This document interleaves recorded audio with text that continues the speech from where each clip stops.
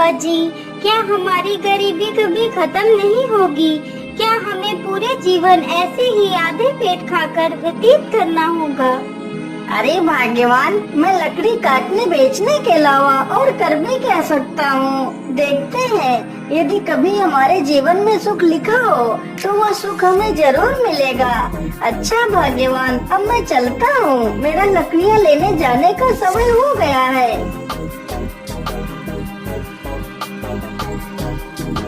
अरे मेरे प्यारे गधे, चलो, अब हमारा लकड़ियाँ लाने का समय हो चुका है। इतना कहकर लकड़हारा अपने गधे को लेकर जंगल की तरफ निकल पड़ता है।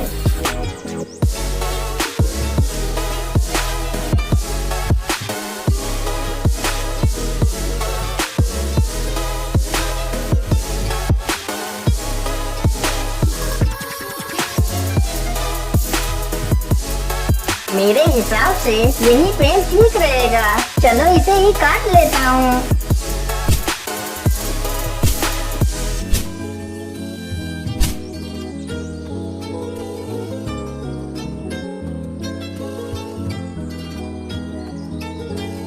लकड़हारा जल्दी से लकड़ियां काटकर अपने गधे पर लाद लेता है और घर की तरफ निकल पड़ता है।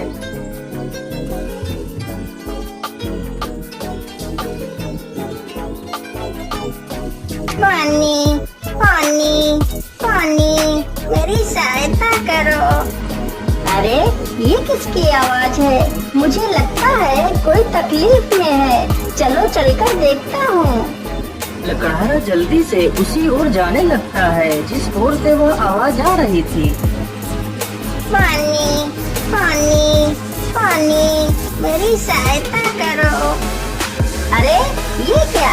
ये तो एक तोता है, लेकिन यह तो पूरी तरह जख्मी हो चुका है। मैं ऐसा करता हूँ, इसे भी अपने साथ ही ले चलता हूँ।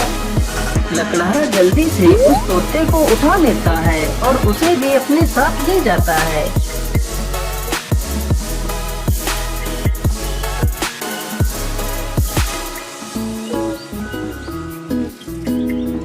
अरे भाग्यवान, तुम जल्दी से हल्दी और चूने का लेप लेकर आओ। मुझे इस तोते के जख्मों पर उस लेप को लगाना है। लकड़हारे की पत्नी तुरंत ही हल्दी और चूने का लेप लेकर आती है। लकड़हारा तुरंत ही उस तोते के जख्मों पर उस लेप को लगाने लगता है। अरे तोता भाई, मैंने तुम्हारे जख्मों पर दवाई लगा दी है। अब तुम जल्दी ही स्वस्थ हो जाओगे। इस प्रकार तोता 1-2 दिनों में ही पूरी तरह स्वस्थ हो जाता है।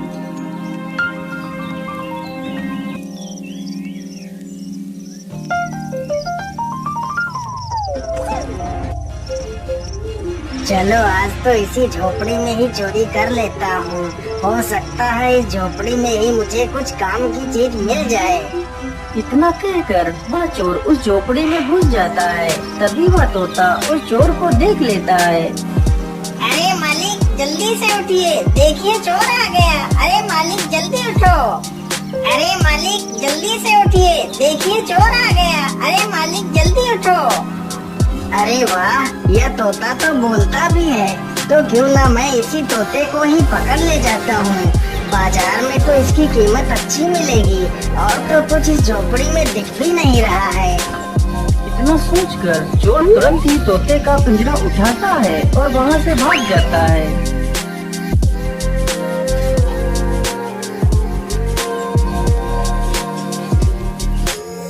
चोर को चलते चलते रात से सुबह हो जाती है।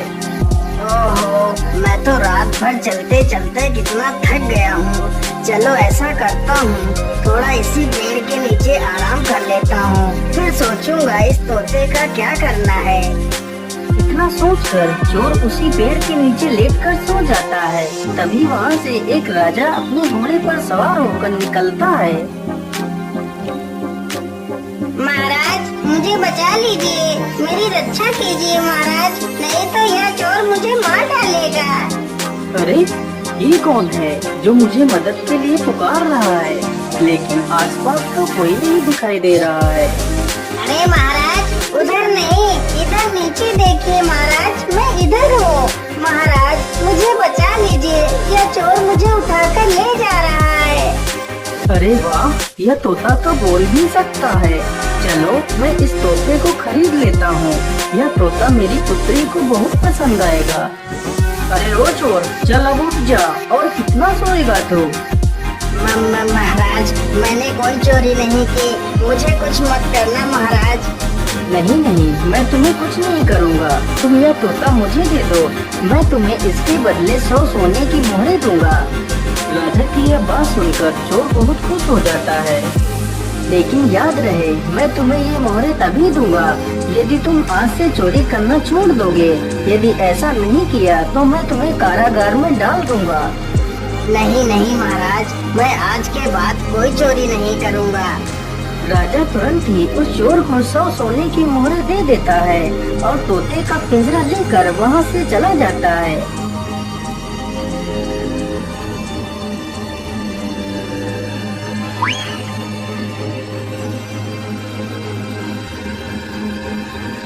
अरे राजकुमारी, तुम कहाँ हो? देखो मैं तुम्हारे लिए क्या लेकर आया हूँ। अरे पिताजी, यह तोता तो कितना सुंदर है। हाँ पुत्री, यह कोई ऐसा वैसा तोता नहीं है।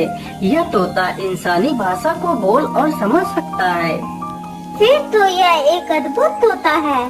पिताजी, आज से मैं इस तोते को अपने साथ ही रखूंगी।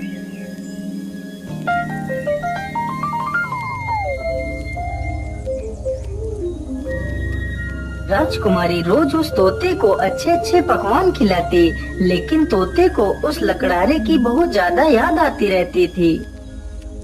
अरे मेरे प्यारे तोते, मैं तुम्हें कुछ भी खिलाती हूँ, तुम उसे सही ढंग से क्यों नहीं खाते हो? क्या बताऊँ राजकुमारी जी, मुझे इस पिंजरे में कैद हुए पूरा 1 महीना हो चुका है। मेरा मन भी आकाश में उड़ने को कर रहा है, लेकिन मैं इस पिंजरे में कैद हूँ। मैं क्या कर सकता हूँ? अच्छा, ऐसी बात है तो फिर चलो मेरे साथ। आज मैं तुम्हें बाहर की सैर करा के लाती हूँ। राजकुमारी तोते को जंगल में ले जाती है और उसे पिंजरे से बाहर निकाल देती है। फिर तोता आसमान में उड़ने लगता है। अरे ये क्या, ये पेड़ इतना चमक क्यों रहा है? क्या यह पेड़ कोई जादुई पेड़ है? अरे राजकुमारी जी, उधर देखिए, यह पेड़ इतना चमक क्यों रहा है? क्या यह कोई जादुई पेड़ है? अरे हाँ, मुझे तो लगता है ये कोई जादुई पेड़ ही है। चलो इसके पास चलते हैं। राजकुमारी तथा वह तोता दोनों उस वृक्ष के पास जाते हैं। राजकुमारी जैसे ही उस वृक्ष को स्पर्श करती है, तभी वह उस वृक्ष में समा जाती है। यह देखकर तोता हैरान हो जाता है। अरे राम राम राम, ये क्या हुआ? राजकुमारी तो पेड़ के अंदर चली गई। मुझे जल्दी से यह खबर राजा को देनी होगी।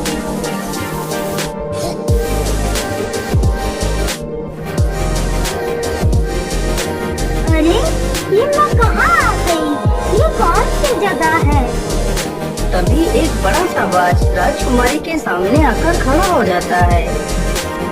अरे ये बाज तो कितना विशाल है। इतना बड़ा बाज तो मैंने आज तक नहीं देखा।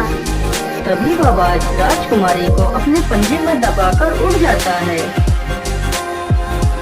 अरे दुष्ट बाज, मुझे छोड़ दे।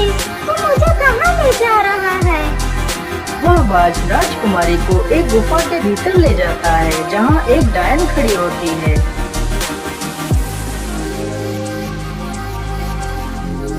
अरे कौन है आप? और मुझे इस प्रकार यहाँ क्यों लाया गया है? मुझे छोड़ दो, मुझे वापस जाने दो। चली जाना, चली जाना। इतनी जल्दी किस बात की है?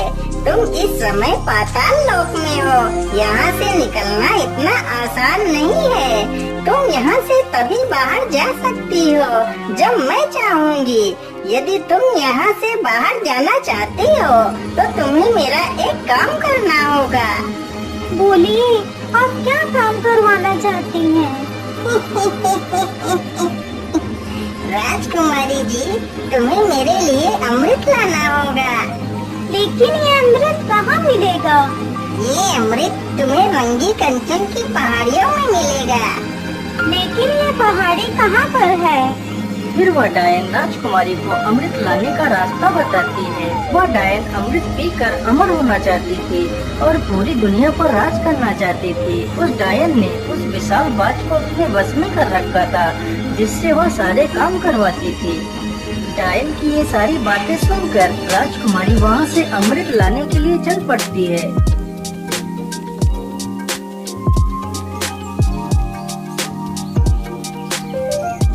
राजकुमारी अमृत ढूंढते ढूंढते उन्हीं पहाड़ियों पर पहुंच जाती है जहां पर अमृत था।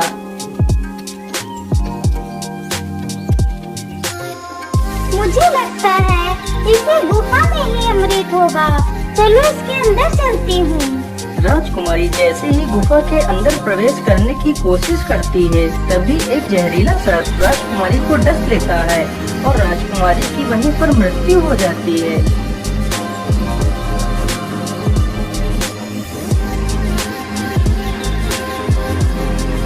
महाराज, यह वही पेड़ है जिसमें राजकुमारी समा गई है। ठीक है तोते, तुम यहीं पर रुको, मैं इस पेड़ के अंदर अकेला ही जाऊंगा। राजा जैसे ही पेड़ को हाथ लगाता है तो वह भी उसी पेड़ के अंदर चला जाता है।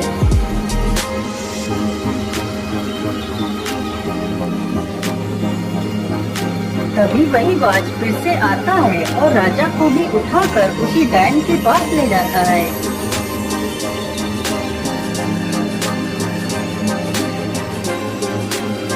कौन है आप और मुझे यहाँ पर इस प्रकार लाने का क्या कारण है? मेरी राजकुमारी कहाँ है?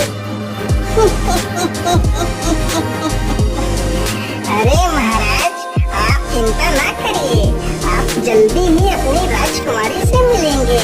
उससे पहले आपको मेरा एक काम करना होगा। ठीक है डायन, मुझे जल्दी से बताइए, मैं तुम्हारे लिए क्या काम कर सकता हूँ? फिर वह डायन राजा से भी उसी अमृत को लाने की बात कहती है। ठीक है डायन, मैं तुम्हें वह अमृत लाकर दे दूंगा, लेकिन मेरी पुत्री को कुछ नहीं होना चाहिए। इतना कहकर राजा अमृत लाने के लिए चल पड़ता है।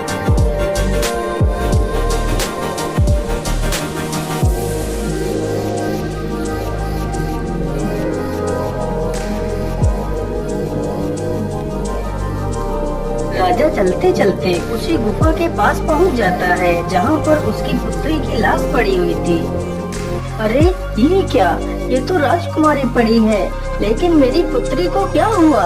हे भगवान, मेरी पुत्री को तो किसी जहरीले सर्प ने डस लिया है। इसका मतलब उस दुष्ट डायन ने मेरी पुत्री से भी वो अमृत लाने को कहा होगा। अब मैं उस डायन को जिंदा नहीं छोड़ूंगा। मुझे लगता है इस गुफा में कोई जहरीला सर्प भी है, मुझे ध्यान से आगे बढ़ना होगा। इतना कहकर राजा राजकुमारी को वहीं पर छोड़कर आगे बढ़ता है। तुम्हारी हिम्मत कैसे हुई इस गुफा में आने की? मैं तुम्हें जिंदा नहीं छोड़ूंगा। सर्प जैसे ही राजा को डसने के लिए आगे बढ़ता है, राजा तुरंत अपनी तलवार से सर्प के 2 टुकड़े कर देता है। दुष्ट, तूने ही मेरी पुत्री को मारा है, मैं भला तुझे जिंदा कैसे छोड़ सकता था? इतना कहकर राजा गुफा में आगे बढ़ता है। राजा जैसे ही आगे बढ़ता है, तभी एक तीर बहुत ही तेज रफ्तार से राजा को छूकर निकल जाता है। तभी राजा अपने कदम पीछे ले लेता है। अरे ये क्या, इस गुफा में तो तीर की वर्षा होने लगी। अब क्या करूं? अमृत तक कैसे पहुंचूं? फिर राजा तीर चलने की प्रक्रिया को ध्यान से देखता है। अरे ये क्या, जब एक तीर इस दिशा से उस तरफ जाता है, तभी दूसरा तीर उस दिशा से इस तरफ आता है। इसका मतलब यदि मैं एक एक कदम आगे बढ़ाऊं, तो मैं अमृत तक पहुंच सकता हूं। इस प्रकार राजा अपनी बुद्धि के बल पर उस चुनौती को भी पार कर जाता है।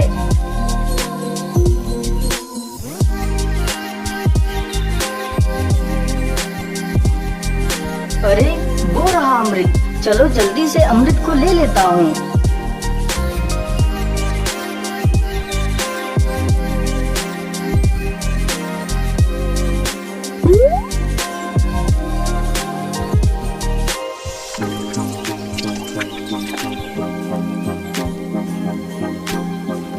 मैं ऐसा करता हूँ, पहले मैं इस अमृत को अपनी पुत्री को पिलाता हूँ। ये सोचकर राजा अपनी पुत्री को अमृत पिलाता है। अमृत पीते ही उसकी पुत्री जीवित हो जाती है। अरे पिताजी, आप यहाँ पर कैसे आ गए?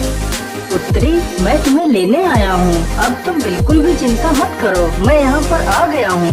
फिर वह राजा उस अमृत को खुद भी पी लेता है और बाद में बचा हुआ अमृत उस सर्प के मुंह में डाल देता है।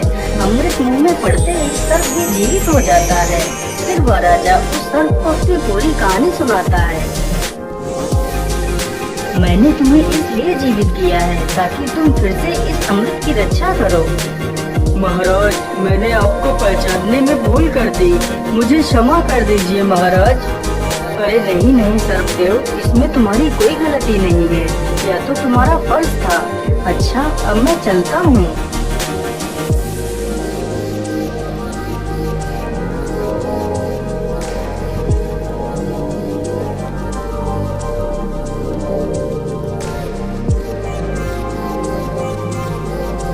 राजा उस बोतल में अमृत के स्थान पर एक तालाब से साधारण जल भर लेता है और डायन के पास पहुंच जाता है।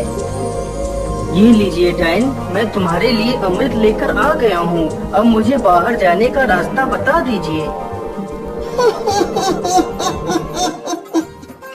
अरे वाह राजा, तुम तो कितने बहादुर हो।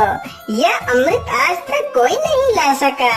जो भी गया वो लौट कर नहीं आया और तुम तो अमृत लेकर आ गए।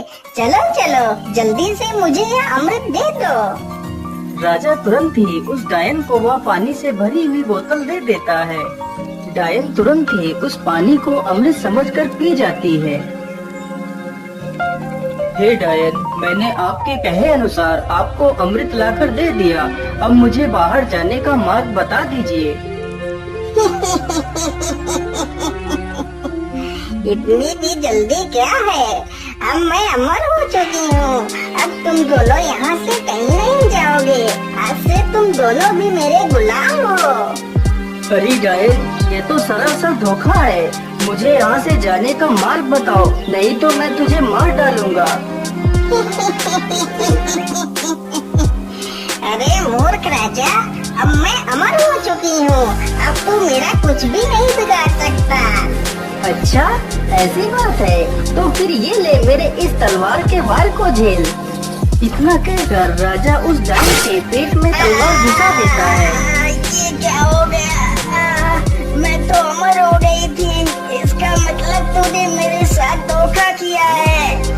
पानी पीकर खुद को अमर समझने वाली उस डायन की मृत्यु हो जाती है। डायन के मरते ही वह बाज आजाद हो जाता है। महाराज, आपकी जय हो। आप तो बहुत वीर और बुद्धिमान हैं। आपका बहुत बहुत धन्यवाद महाराज, जो आपने मुझे इस डायन के गुलामी से आजाद करा दिया। ये बात, क्या तुम यहाँ से बाहर निकलने का रास्ता जानते हो? जी महाराज, आप दोनों हमारी पीठ पर बैठ जाइए, मैं अभी आपको बाहर ले चलता हूँ। दोनों ही बाज की पीठ पर बैठ लेते हैं और बाज उन दोनों को लेकर एक दरवाजे के पास जाता है। महाराज, इसी दरवाजे के बाहर आपकी दुनिया है, यहीं से आप बाहर जा सकते हो महाराज।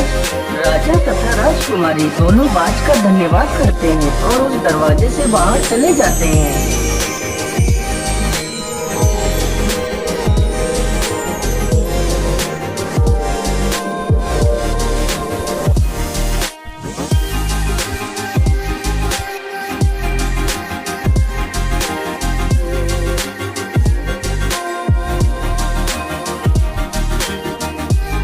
होते, यदि आज तुम न होते तो मैं कभी भी अपनी पुत्री को नहीं पा सकता था। इसलिए मैं तुमसे बहुत प्रसन्न हूँ। आज तुम मुझसे कुछ भी मांग सकते हो। महाराज, यदि आप मुझे कुछ देना ही चाहते हैं तो मुझे 1000 सोने की मोहरें देकर आजाद कर दीजिए। राजा ने ऐसा ही किया। तोते को 1000 स्वर्ण मुद्राएं देकर उसे विदा कर दिया। तोता वहाँ से उड़कर सीधा उसी लकड़हारे के पास पहुँच जाता है।